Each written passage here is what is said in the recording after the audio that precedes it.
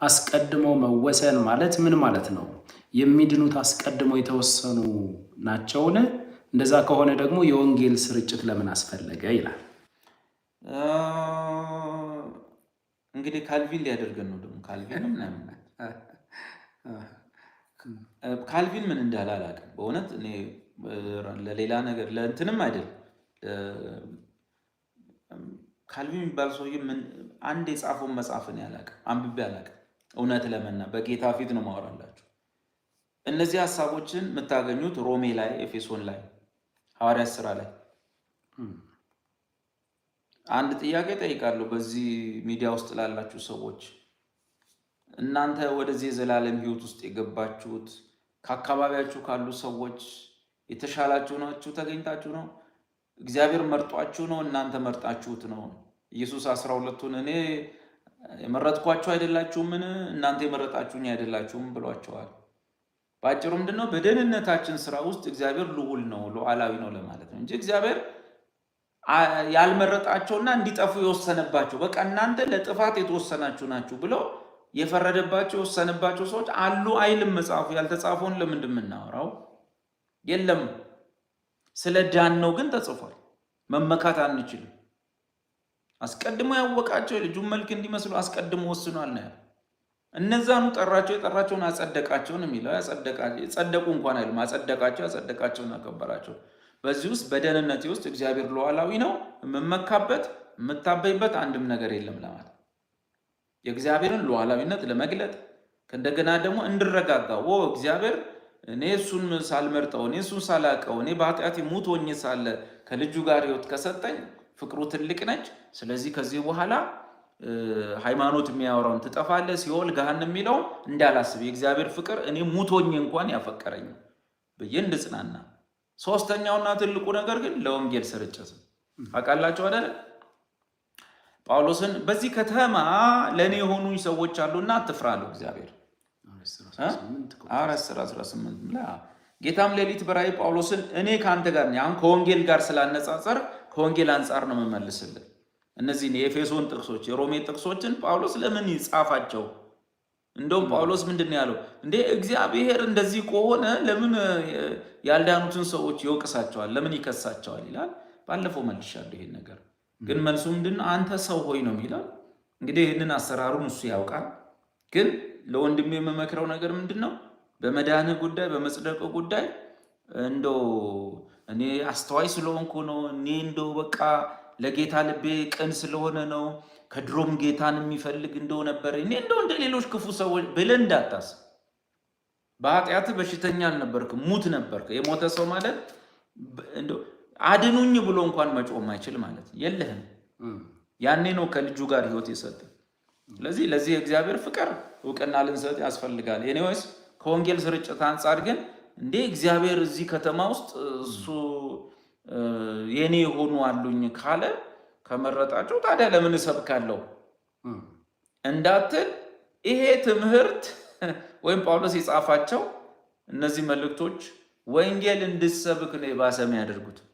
እኛም በዘመናችንን የጨረስ ነው ተስፋ እንቆርጥ ማንንም የለመንን እንደ ከሌ ቢሰማን ከሌ ባይሰማን ጌታ ይመረጣቸዋል።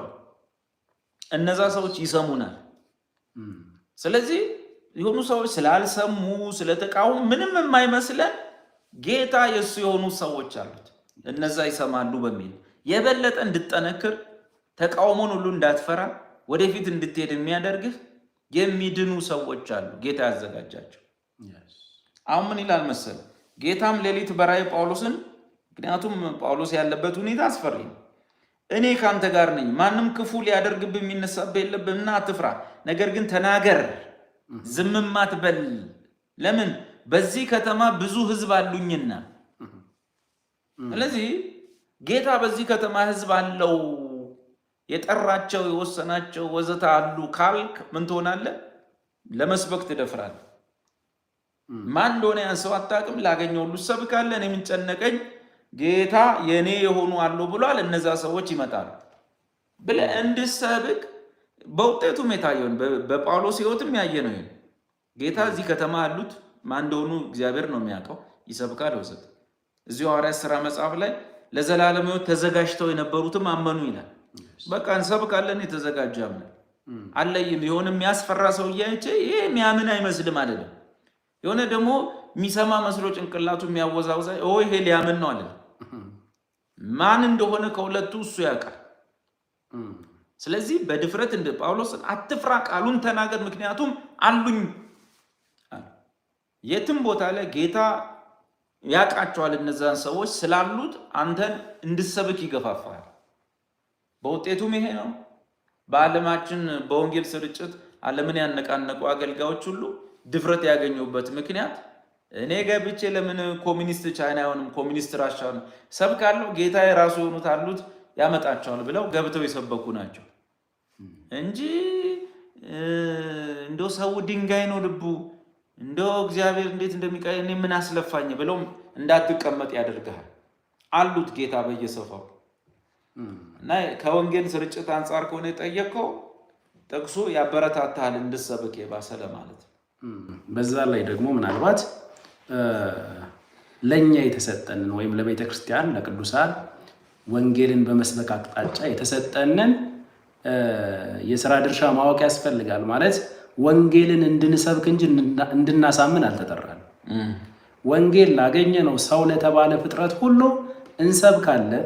የማሳመኑን ድርሻ ግን ከዘላለም ዘመናት በፊት የመረጣቸው እርሱ ልባቸውን በመለወጥ ያንን ወንጌል ሰምተው መመለስ የሚችሉበትን ጸጋ ይሰጣቸዋል። ቀጥሎ ወንጌልን ለመስበክ የሚያበረታታ አስተምህሮ እንደሆነ በእግዚአብሔር ሉዓላዊነት ላይም የተመሰረተ እንደሆነ ለማሳየት በተለይ ችኛይቱ እንደቢያታተ ሁለተኛ ጢሞቴዎስ ላይ ምዕራፍ 2 ቁጥር 9 እስከ 10 ድረስ ይህንንም በመስበክ ይላል ወንጌልን በመስበክ እንደ ክፉ አድራጊ እስክታሰር ድረስ መከራን እቀበላለሁ። በደም ስሙ። የእግዚአብሔር ቃል ግን አይታሰርም። ስለዚህ እነርሱ ደግሞ በክርስቶስ ኢየሱስ ያለውን መዳን ከዘላለም ክብር ጋር እንዲያገኙ ስለተመረጡት በነገር ሁሉ ጸናለሁ ይላል። አስቀድሞ የተመረጡ አሉ። እነርሱ ይሰሙ ዘንድ ዋጋ እየከፈልኩኝ ወንጌልን እሰብካለሁ። ቅድም ደብዬ ትልልቅ ሰዎች በዓለም ላይ ተጽዕኖ ያሳደሩ ወንጌል ሰባኪዎች ወንጌልን ይሰብኩ ዘንድ ያደረጋቸው አቅምን የሰጣቸው አስተምህሮ ፕሪደስቲኔሽን አስቀድሞ መወሰንና መመረጥ ነው ማለት ነው።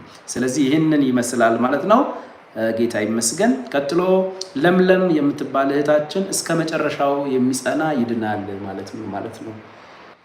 እስከ መጨረሻ የሚጸና ይድናል። አውዱ የተጻፈው የት ጋር? ማቴዎስ ወንጌል አይደል 24 አይደለም? እህቴ መሰለሽ መሩ ጥሩ ነው፣ ይጠቅማል። ግን ቦታው የተጻፈው አውዱ እነማንና ስለማን ነው መቼ የሚፈጸም ነገር ነው? ይኸውልሽ እኛ አማኞች ነን፣ ኦልሬዲ አምነን እና እንነጠቃለን። ጌታ ወይ ዛሬ ምሽት ይሆናል ወይ ነገ ይሆናል አናውቅም፣ በስንት ሰዓት ላይ ድንገት እንነጠቃለን። ስንነጠቅ በዚህ ምድር ላይ ለ7 ዓመታት ታይቶ ማይታወቅ ታላቁ መከራ ይመጣል። ታላቅ መከራ 7 ዓመት ሙሉ ምድር ቀውጢ ነው የምትሆን። የ7ቱ ዓመት ሁለተኛው አጋማሽ 3 ዓመት ተኩል ማለት ነው። ትልቅ መከራ የሚመጣው በእስራኤል ልጆች ላይ ነው። አሁን እስራኤል የሚባሉ ምድራቸው ላይ እየተከማቹ ያሉት እነ ቤንያሚን ኔታንያሁ የሚመሩት ሀገር እነሱ ላይ ማለት ነው። እኛ ከተነጠቅን በኋላ ያለው 7 ዓመት ዓለም ላይ ሁሉ መከራ ሲያመጣ፣ ሁለተኛው አጋማሽ ግን እስራኤል ላይ እሱም ታላቁ ያዕቆብ መከራ ይባላል።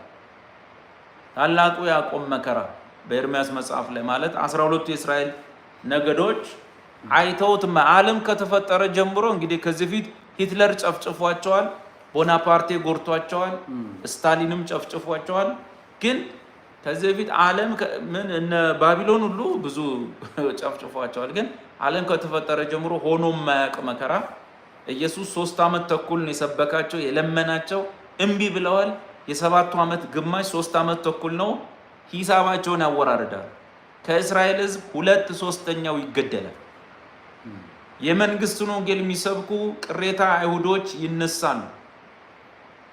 የእነሱን ወንጌል በማመን የመንግስቱን ወንጌል ኢየሱስ የዳዊት ልጅና መሲህ እንደሆነ የሚሰብክና አይሁዳውያን እንዲያምኑ የሚሰበክ ወንጌል ነው። እመኑበት፣ መሲያችን ይመጣል። ዘካርያስ 14 ላይ እንደተጻፈ መጥቶ ይታደገናል፣ አይዟችሁ፣ የአባቶቻችን ሰቅለው የገደሉት ኢየሱስ እሱ መሲያችን ነው ብለው 3 ዓመት ተኩል ይሰብካሉ። ብዙ አይሁዶች በመሲሁ ያምናሉ። እነዚህ በመሲሁ ያመኑ አይሁዶች 3 ዓመት ተኩል እስከ መጨረሻው ከጸኑ በ7ቱ ዓመት ማለቂያ ወይም በሁለተኛው 3 ዓመት ተኩል ማለቂያ ላይ ከሚመጣው የመሲሁ መቅሰፍት ይድናል። ወደ 1000 ዓመት መንግስት ይገባሉ። እስከ መጨረሻው የሚጸና እስራኤላዊ 3 ዓመት ተኩል እዛ ስታነቡ ምናልባት እኮ ቢያንስ እናንተ እንዳይደላችሁ የሚያሳይ ክርስቲያኖች እንዳይደለ የሚያሳይ ቀላል ነገር ልንገራችሁ። ስደታችሁ በሰንበት ማለት በቅዳሜ እንዳይሆን ይላል፣ በክረምት እንዳይሆን ይላል። ምክንያቱም በመከራው ሰዓት አብዛኛው እስራኤላውያን የሚሸሸው ወደ ሰሜን ዮርዳኖስ ወይም ወደ አረቢያ ምድር ነው። በነቢያት እንደተጻፈ ዮርዳኖስ ወንዝ ከሞላ ማለፍ አትችል። ስለዚህ በክረምት እንዳይሆን በቅዳሜ በሰንበት እንዳይሆን አይሁድ ቅዳሜ ከተቀመጡ አይነሱ፣ ከተነሱ አይቀመጡ እና በይሁዳ ያለ ወደ ከተሞች ወደ ተራራ ይሽሽ ወደ ከተማ ይግባ። በይሁዳ ያለ ነው የሚለው፣ በኒውዮርክ ያለ በአዲስ አበባ ያለ አይደል። ስፔሲፊክ ነው ሎኬሽኑ፣ የእስራኤል ገጸ ምድር ነው እና በዛ 3 ዓመት ተኩል እስከ መጨረሻ የጸኑ ቅሬታ አይሁዶች 1/3 ናቸው። ለምሳሌ ከፊት ለፊታችን የተደገሰላቸው ድግስ 15 ሚሊዮን እስራኤላውያን ምድራቸው ላይ ቢገቡ እና ቢኖሩ 10 ሚሊዮኑ ይፈጃል ከፊታችን። የቤተ ክርስቲያን መሄድ ብቻ ነው የሚጠበቅ። ቤተ ክርስቲያን ስትነጠቅ እስራኤላውያን አይተውት የማያውቁት እልቂት ውስጥ ይገባል። ዛሬ ኢየሱስ ላይ ኢየሱስ እንዴት እንደሚጠሉት ታውቃላችሁ? እንዴት እንደሚያዋርዱት፣ እንዴት እንደሚሰድቡት። እነዚህ ሰዎች በእሳት ውስጥ አልፈው አንጥሯቸው ካላወጣቸው በቀረ የሚያምኑ አይደል። በነቢያት እንደተጻፈ ያነጥራቸዋል ነው የሚለው። ያነጥራቸዋል፣ በኃይል በጭካኔ ነው መነክስባችሁ ብሏል። 3 ዓመት ተኩል የለመናቸው ኢየሱስ ማለት። ስለዚህ ያንን ነገር ሲያል 2/3 እስራኤላውያን ሲሶ ከተገመሰ በኋላ 1/3 በሮሜ 11 ደግሞ ቅሬታ ይለዋል። እነሱ እስከ መጨረሻው ያን የመንግስት ወንጌል ሰባኪዎች ወጣቶች የሰበኩትን አምነው የጸኑት መጨረሻ ላይ ከሚመጣው የመሲሁ ፍርድ፣ የማቴዎስ ወንጌል 25 ፍርድ፣ የንጉሱ ፍርድ፣ በምድር ላይ ከሚመጣው እልቂት፣ በአውሬውና በመንግስቱ ላይ ምድር በሚላት በራእይ መጽሐፍ ውስጥ የእስራኤል ገጸ ምድር ላይ ከሚከሰተው የመሲሁ እልቂትና ጥፋት ይድናሉ። ወደ 1000 ዓመት መንግስት ይገባሉ። እስከ መጨረሻው የሚጸና ይድናል የሚለው ከምድር ላይ ካለ መከራ በሚመጣው መከራ የሚጸኑትን አይሁዶች በተመለከተ ነው። እኛ መከራ መቀበል ከጀመረን 2000 ዓመት ሆኖናል። ከዋናው ከኢየሱስ ጀመረ 12 ሐዋርያት 11ዱ በሰው እጅ ነው የተገደሉት እያለ የኛ የቆየ የሰነበተ ነው እንጂ በማቴዎስ 24 ላይ ጌታው የመምጣትና የዓለም መጨረሻ ምልክቱ ምንድን ነው የሚለው መጨረሻ ላይ ያቺ ሰዓት ላይ ይመጣ። የዳንኤል 7ኛ ሱባኤ ትባላለች። በሷ ሰዓት ስለሚጸኑት በእስራኤል ገጸ ምድር ላይ ስላሉ አይሁዶች ነው። ዋናው ታሪኩ ነው። እኛ እዚህ ጋር ያለነው ኦሬዲ የአካሉ ብልት ነን፣ ቤተክርስቲያን ነን። በህንፃ ውስጥ ድንጋዮች ሆነን ተገጥመናል። በእግዚአብሔር እርሻ ውስጥ ያለን አብረን የምንሰራ ሰራተኞች ነን። ከሁሉ በላይ ግን ክርስቶስ ራስ በሆነባት ቤተክርስቲያን ውስጥ የተገጠመን ብልቶች ነን። በዚህ ሰዓት ራሱ በቀኙ የተቀመጠን ኢየሱስ ይመጣብናል የምንል ሳይሆን ከእርሱ ጋር እንመጣለን ብለን የተጻፈልን ሰዎች ነን። በህይወታችሁ የሆነ ክርስቶስ በሚገለጥበት ጊዜ በዚያን ጊዜ እናንተም ደግሞ ከእርሱ ጋር በክብር ትገለጣላችሁ ይላል ቆላስይስ 3። ያ ነው እህቴ። ያ በዚህ ሰሞን በተለይ እችን ጥቅስ እየተጠቀሙ እስከ መጨረሻው የጸና እርሱ ይድናል የሚለውን ጥቅስ እየተጠቀሙ ዳግም ልደትን ያገኘ እውነተኛ አማኝ ካልጸና ይጠፋል የሚሉ ሰዎች አሉ። በጣም በሚያሳዝን ሁኔታ አብዛኞቹ የእግዚአብሔርን ቃል በዘመናት ከፋፍለው ካለማጥናታቸው የተነሳ አልተረዱትም ሐሳቡ።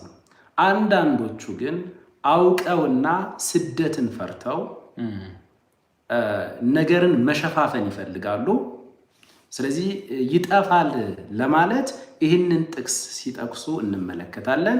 ፈጽሞ ከቤተ ክርስቲያን ጋር አሁን ዴቪዬ እንዳለው ከቤተ ክርስቲያን ጋር የሚገናኝ አይደለም ፈጽሞ። ቀጥሎ ድነናል፣ እየዳንን ነው፣ እንድናለን የሚለው ደግሞ መጽሐፍ ቅዱሳዊውን እውነት በደንብ ስንመለከተው ከጥፋት ጋርም የሚገናኝ አይደለም ፈጽሞ። ድነናል ፈጽሞ በክርስቶስ ኢየሱስ የቤዛነት ሥራ በደሙ የተፈጸመችውን ስርየት አንዴ ለዘላለም መቀበልን የሚያሳይ ነው። እንድናለን የሚለው በእግዚአብሔር ቃል እውቀት በአእምሮ መታደስ እየተለወጡ በዚህ ዓለም ካለው ግራ ከሚያጋባው አንታይክራይስት ከሆነው ወይም ደግሞ ከኃጢአት ኃይል ነፃ እየሆኑ መጓዝ። ከኃጢአት ቅጣት መዳንና ከኃጢአት ኃይል መዳን የተለያዩ ናቸው። ከኃጢአት ቅጣት መዳን ባመንበት ቅጽበት የተፈጸመ ነው። ከኃጢአት ኃይል መዳን ደግሞ በእውቀት ነው፣ ግራጁዋል ነው ማለት ነው። እችን ነገር እንደሚገባ ካለመረዳት የተነሳ ያመነ ይጠፋል ወደሚለውም ሐሳብ ለመሄድ ሲፈልጉ በእውነት ላይ ጥቃት እየፈጸሙ ያሉ ሰዎች አሉ። እንግዲህ ለነዚህ ሰዎች አንዳንዶቹ አውቀውት እንደሆነ አውቀውም እያጠፉ እንደሆነ እናውቃለን። ወንጌል ላይ ብልጣብልጥነት አያስፈልግም። የእግዚአብሔርን እውነት ከያዝን የሰማይን እውነት ከያዝን ጨክነን መጓዝ አለብን። ወንጌል አደራ እንጂ እንጀራ አይደለም። ኢትዮጵያዊ እንኳን በአቅሙ እኮ እውነቱን ተናገርና በመሸበት እደር ይላል። ግራ የሚያጋባ የሰውን በቃ በሰው አቅጣጫ እውነተኛ ነው ትክክል ነው ብሎ የያዘውን ነገር እውነቱን መስክሮ እውነቱን ተናግሮ በመሸበት እደር ይላል። የያዝነው ጨዋታ አይደለም። የአምላካችንን ቃል በልጁ በክርስቶስ ኢየሱስ የቤዛዎት ሥራ የተፈጸመችን ዘላለማዊ መዳን፣ ዘላለማዊ ወንጌል፣ የሐዋርያቶችን አደራ ለዚህ እውነት ሕይወታቸውን አሳልፈው የሰጡ ለጌታ ለኢየሱስ ክርስቶስ ስምና ለወንጌል ራሳቸውን አሳልፈው የሰጡ ሐዋርያው ጳውሎስ ሕይወቴን ነፍሴን ስለ ጌታ ስለ ኢየሱስ ክርስቶስ ስለ እርሱ እንደማትጠቅም እንደ ከንቱ ነገር እቆጥራለሁ ብሎ ራሱን ለወንጌልና ለኢየሱስ ክርስቶስ ስም አሳልፎ ሰጥቷል። ደግሞም ከ100 ዓመተ ምህረት ጀምሮ እስከ 313 ዓመተ ምህረት ድረስ የነበሩ በመከራው ዘመን ያለፉ ታማኝ ክርስቲያኖች እስከ ሞት ድረስ ታምነው በቄሳር ሰይፍ አልቀው በእሳት ተቃጥለው በአውሬ ተበልተው እንደዚያ በመከራ ውስጥ በሞት ውስጥ ያለፉት ስለ ወንጌልና ስለ ኢየሱስ ስም ሲሉ ነው። በእነርሱ ዘመን ወንጌል አደራ እንጂ እንጀራ አልነበረምና ታምነው ነው ያለፉለት ለዛ እውነት። ያ እውነት እድል ደርሶን እንደ ዱላ ቅብብሎሽ እኛ ጋር በሚደርስበት ጊዜ በሚያሳዝን ሁኔታ ወንጌል አደራነቱ ቀርቶ እንጀራ የሆነበት ዘመን ላይ አሁንም ደግመን እንነግራችኋለን፣ እንደ ወንድም እንድትሰሙን፣ እንደ እግዚአብሔር ቃል አገልጋይ እንድትሰሙን፣ ደህንነታችሁን እንድትጠራጠሩ ከሚያደርጉ አገልጋዮችና ጽሑፎች ራቁ። ሽሹ ይህን ነው ምና አሁን በዚህ ሰሞን የመጣች ነገር አለች። እስከ መጨረሻው የሚጠብቀን እግዚአብሔር ነው። እስከ ፍጻሜ የሚያጸናን እግዚአብሔር እንደሆነ አንደኛ ቆሮንቶስ ምዕራፍ 1 ቁጥር 8፣ ይሁዳ ቁጥር 24፣ አንደኛ ጴጥሮስ ምዕራፍ 1 ከቁጥር 4 ጀምሮ እስከ 5 ድረስ በመለኮቱ ኃይል ለምትጠበቁ ለእናንተ ተብሏል። በቃ እርሱ ነው የሚጠብቅ። ምክንያቱም አንድ ነገር ልጨምር፣ እዛ ሰፈር ድሮ የነበርንበት ሃይማኖት ጋር ኢየሱስን አማላጅ አይደለም ነገር ግን ሊቀ ካህናት ነው ይላሉ። ሊቀ ካህናት ማለት በሌላ ቋንቋ ምን ማለት ነው? አማላጅ ማለት ነው። እዚሁ እኛ ሰፈር ደግሞ ኢየሱስን እረኛዬ እያልን እኮ እንሰብካለን። እረኛዬ የሚልም መዝሙር አለን። እረኛዬ ማለት እኮ የዘላለም ሕይወት ዋስትናዬ ማለት ነው። የበጎች ዋስትና እረኛው እንጂ ከዚህ በፊት እንደምንለው ወፍራም በግ አይደለም። እረኛዬ የምትሉ ቅዱሳን እረኛዬ ብላችሁ የዘመራችሁ ኢየሱስ በሌላ ቋንቋ ዋስትናዬ እያላችሁት። ስለዚህ በእርሱ እጅ ላይ ነው ደህንነታችንም ፍጻሜያችንም ያለው ማለት ነው። ይህንን ለማጥራት ነው። ጸጋ ይጨመር። አስቴር የምትባል የምትጨምረው ነገር አለ ዴቢ? አሁን ላይ የመጣች ነገር አለ? አንተ ከነዚህ ሰዎች እንዳሰሙ ተጠንቀቁ ብቻ ሳይሆን የኢየሱስን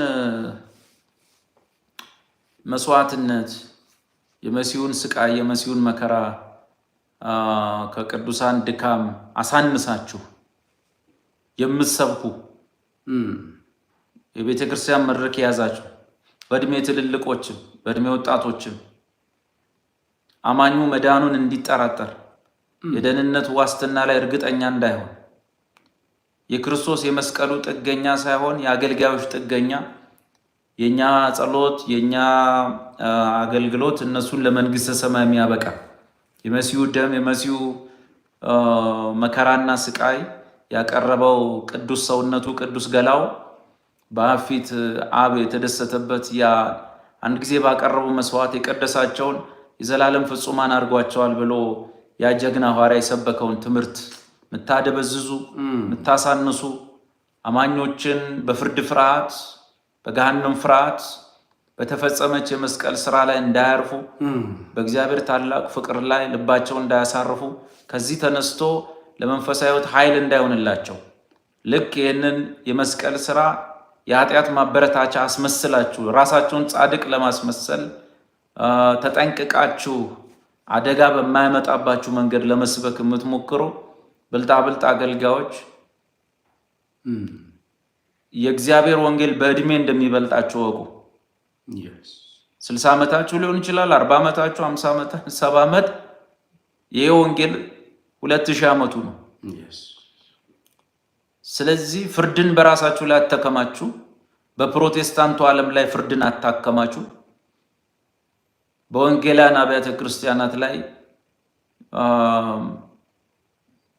እኛ ቀድመን የነበርንበት ቤተ እምነት ነግረን ነበር፣ ተናግረን ነበር። እንዲህ ተከብረሽ አትቀሪም፣ ያዋርዱሻል፣ ስጋሽን ይበሉታል ብለን ተናግረን ነበር። ባለቤቱን ክርስቶስን በደጅ አስወጥተሽ ሌሎችን ሰብስበሽ አስገብተሽ ስሙ ሲጠራ ሰው እንዲንገበገብ እንዲንገፈገፍ አድርገሻል። ስጋሽን ይበሉሻል ብለን ነበር። ለፕሮቴስታንቱ ዓለም እናገራለሁ፣ ለወንጌላንም አገልጋዮች ጊዜው የኛ ነው ብላችሁ ዘመኑ የኛ ነው ብላችሁ ሊሆን ይችላል። የእግዚአብሔርን የጸጋ ወንጌል ሶላ ስክሪፕቹራን ሶላ ግራሻን ሶላ ፊዴ ላለመቀበል ዋጋ ላለመክፈል ተመልሶ ተንሸራቶ በሃይማኖት ውስጥ ገብቶ ሰው ማርያምን ከመተው በስተቀር ማርያምን አስጥላችሁት በሌላ ጉዳይ ግን በጽድቁ ጉዳይ ግን እንደቀደመው እንዲኖር የቀድሞ የቄሱ ጥገኛ አሁን የኛ የፓስተሮቹ ጥገኛ ሆኖ የዘላለም ሕይወት እኛ ከኪሳችን አውጥተን ምን ሰጠው አስመስለን ምን ሰብክ እስከ መጨረሻ መጽናትን ሊሆን ይችላል፣ በጽድቅ መኖርን ሊሆን ይችላል። ከተፈጸመችው ደህንነት ጋር እያጣላችሁ እያቃረናችሁ የምትሰብኩ ብልህ ሳትሆኑ ብልጥ ሰባኪዎች ፍርድ እየጎተታችሁ ነው። ለእናንተም አይቀናላችሁም። በወንጌላውያን አብያተ ክርስቲያናትም ላይ ጌታ ወንጌሉ ካልተሰበከ አብሮ እየደገፈን ነገሮችን የሚያስቀጥልበት ምክንያት አይደለም። ውርደታችን ብዙ ይሆናል። ሚሳቅብን፣ ሚሳለቁብን፣ የሚያሾፉብን ነገር ብዙ ይሆናል። አምሮብኛል፣ ተሳክቶልኛል፣ አጊጦል ሁሉ አለኝ አትበይ። በእኔ ፊት እውር የተራቆትሽ ምስኪን መሆንሽን አትርሺ፣ እወቂ። ስለዚህ ዓይንሽን በደንብ አጥርቶ እንዳይኩል ከጌታ ዘንድ ግዢ።